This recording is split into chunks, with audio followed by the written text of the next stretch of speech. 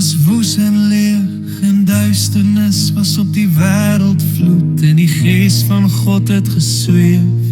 op die waters.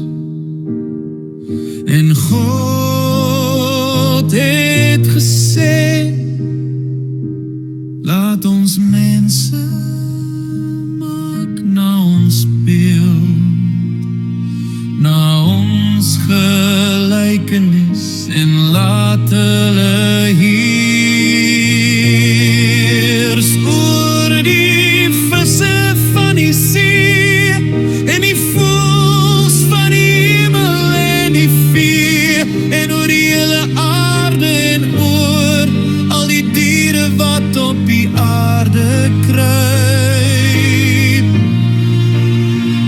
In die begin was die woord en die woord was by God en die woord was God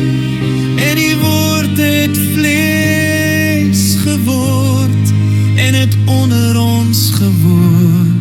en ons het sy heerlikheid aanskou.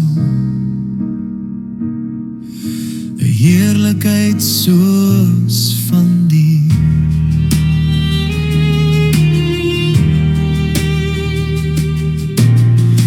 enige geborene wat van die Vader kom,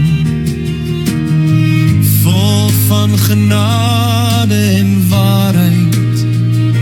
want in 6 dae en die Here die hemel en die aarde gemaak, die see